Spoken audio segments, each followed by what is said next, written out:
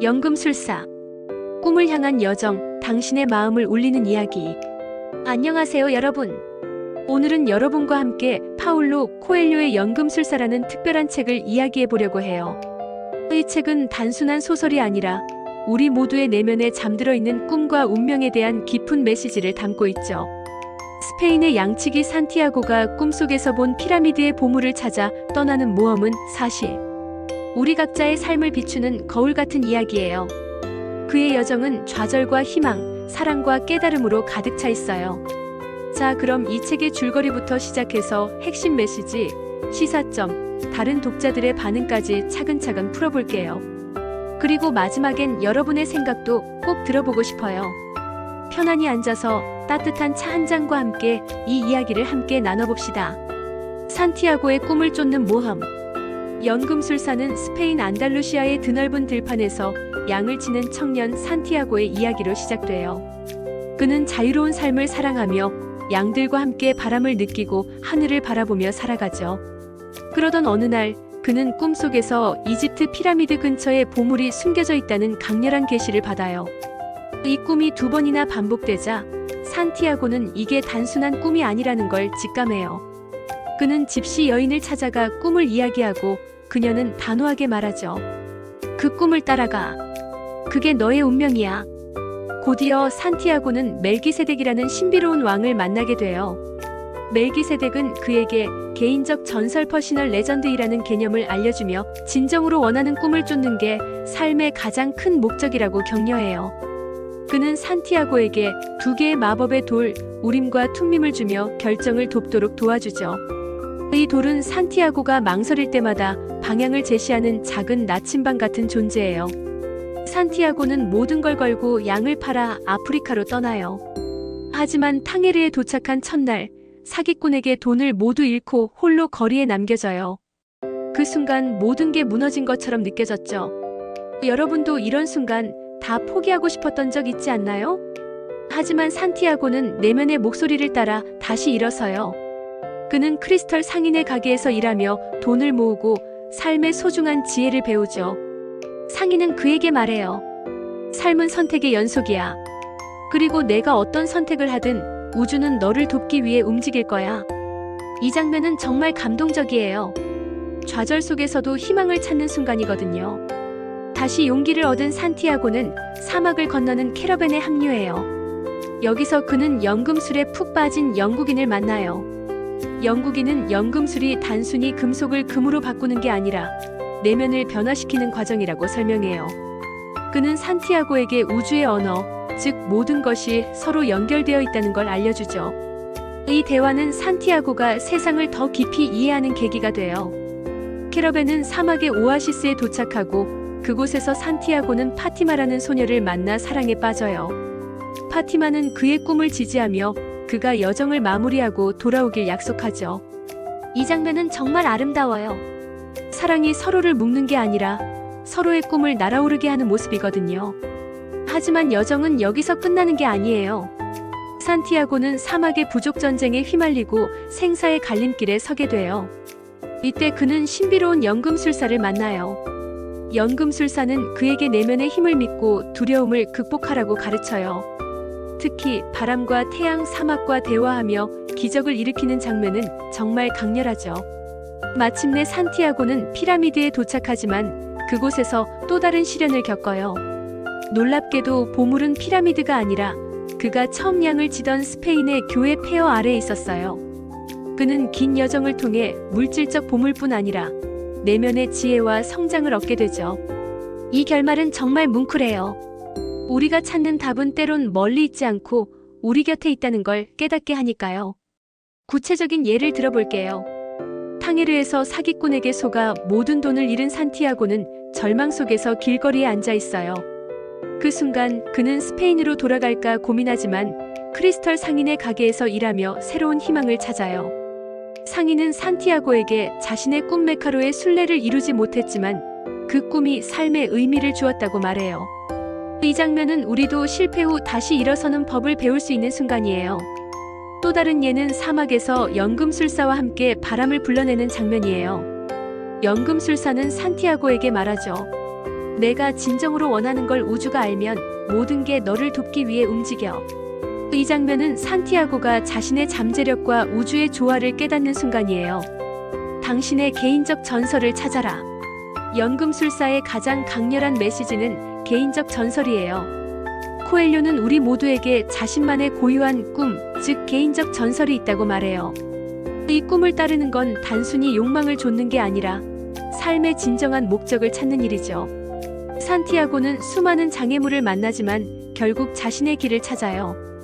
책은 우리에게 부드럽게 속삭여요. 당신의 개인적 전설은 뭐예요? 그리고 그걸 위해 어떤 용기를 낼 건가요? 이 질문은 정말 가슴을 울리죠. 두 번째 메시지는 두려움의 극복이에요. 산티아고는 여정 내내 두려움과 마주해요. 탕헤르에서 돈을 잃었을 때, 사막의 전쟁 속에서 파티마를 떠나야 할 때도 두려움이 그를 붙잡죠. 연금술사는 말해요. 두려움은 고통보다 더 큰 고통을 줘. 진정한 고통은 후회야. 이 말은 우리가 두려움 때문에 멈추면 결국 더 큰 후회만 남는다는 걸 보여줘요. 산티아고는 두려움을 이겨내며 자유를 얻죠. 우주의 조화도 중요한 메시지예요. 책은 모든 게 서로 연결되어 있다고 말해요. 산티아고가 바람, 태양, 사막과 대화하며 기적을 일으키는 장면은 이걸 상징적으로 보여줘요. 이건 단순한 비유가 아니라 우리가 세상과 조화를 이루며 살면 더 큰 힘을 발휘할 수 있다는 철학적 메시지예요. 예를 들어 산티아고가 사막에서 바람을 불러낼 때 그는 자신의 내면과 외부 세계가 하나가 되는 경험을 해요. 이는 우리가 믿음과 환경을 조화롭게 연결할 때 불가능한 일도 가능해진다는 걸 보여줘요. 마지막으로 연금술사는 단순함의 가치를 강조해요. 산티아고는 피라미드를 향해 긴 여정을 떠났지만 보물은 그가 처음 시작했던 교회 폐허 아래에 있었죠. 이건 우리가 멀리서 답을 찾으려 하지만 때론 답이 우리 곁에 있다는 걸 깨닫게 해요. 진정한 보물은 돈이나 명예가 아니라 여정에서 얻은 지혜, 사랑, 그리고 내면의 평화예요.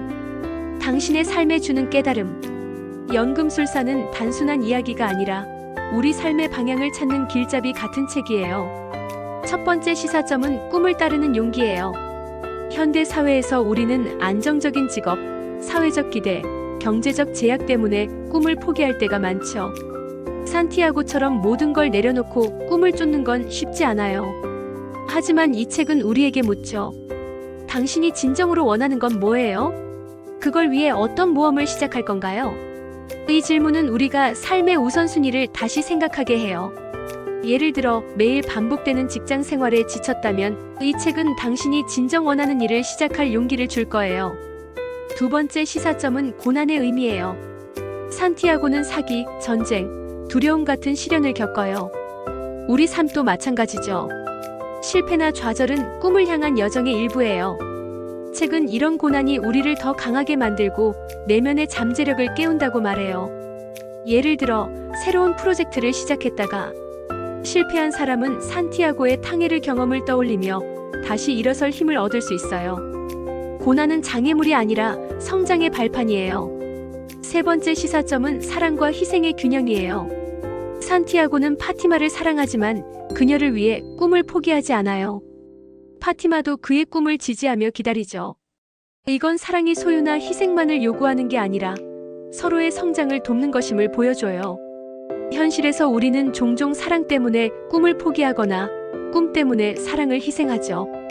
연금술사는 이 둘 사이에서 균형을 찾는 법을 고민하게 해요.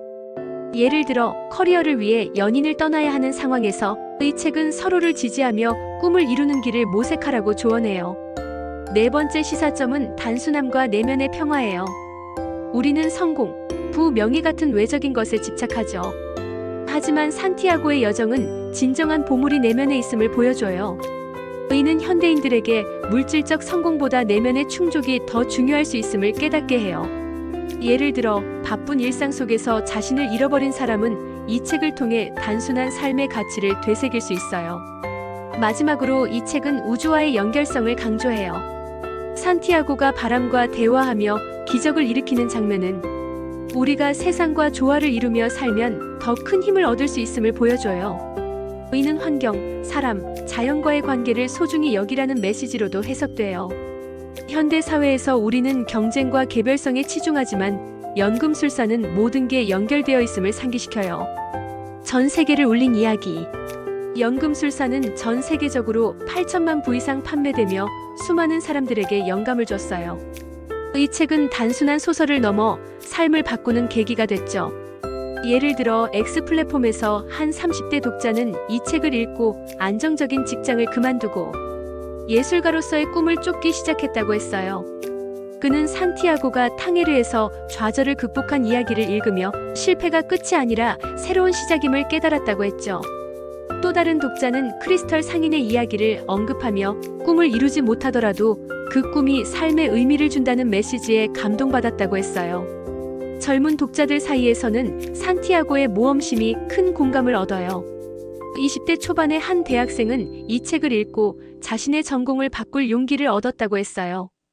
그는 산티아고가 연금술사와 사막에서 대화하며 우주의 조화를 깨닫는 장면에서 깊은 인상을 받았죠.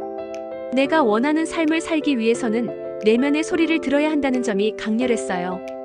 또 다른 젊은 독자는 파티마와의 사랑 이야기에 공감하며 진정한 사랑은 서로의 꿈을 지지하는 거예요 라고 했어요. 나이 든 독자들 중 일부는 책의 철학적 메시지에 끌렸어요.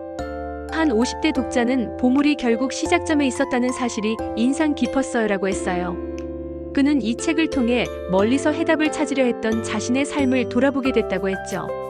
또 다른 중년 독자는 우주의 조화라는 개념이 삶의 어려운 순간들을 받아들이는데 큰 위로가 됐다고 했어요. 그는 산티아고가 바람과 대화하는 장면을 읽으며 모든 게 결국 제자리를 찾는다는 믿음을 얻었다고 했죠. 하지만 모든 반응이 긍정적인 건 아니에요. 일부 독자들은 연금술사의 메시지가 지나치게 이상적이라고 비판했어요. 현실에서 꿈을 쫓는 건 경제적, 사회적 제약 때문에 산티아고의 여정처럼 낭만적이지 않다고 느꼈죠. 한 독자는 가난한 사람들에게 꿈을 쫓으라는 메시지는 비현실적이에요 라고 했어요. 또 다른 비판은 이야기가 너무 단순하고 동화적이라는 점이에요. 특히 사막에서 바람을 불러내는 장면 같은 초현실적 요소는 일부 독자들에게 비현실적으로 다가갔죠. 그럼에도 대다수 독자들은 이 책이 단순한 이야기가 아니라 삶의 본질을 탐구하는 철학적 여정이라고 평가해요. 소셜미디어에서도 연금술사는 큰 화제를 낳았어요. X 플랫폼에서 한 사용자는 이 책은 내 인생의 전환점이 됐어요. 두려움을 이겨내고 꿈을 쫓게 됐죠 라고 포스팅했어요. 다른 사용자는 내가 진정으로 원하는 걸 추구할 때 온 우주는 너를 돕기 위해 움직인다는 문장을 인용하며 자신의 삶에 적용한 이야기를 공유했어요. 또 다른 사용자는 파티마와 산티아고의 사랑 이야기를 언급하며 진정한 사랑은 서로의 꿈을 지지하는 거예요 라고 했어요. 이처럼 연금술사는 세대를 넘어 다양한 사람들에게 영감을 주고 있어요. 여러분의 생각은 어떤가요? 자, 여기까지 연금술사의 이야기를 함께 나눠봤어요. 이 책은 단순한 소설이 아니라 우리 각자의 내면을 들여다보게 하는 마법 같은 이야기예요.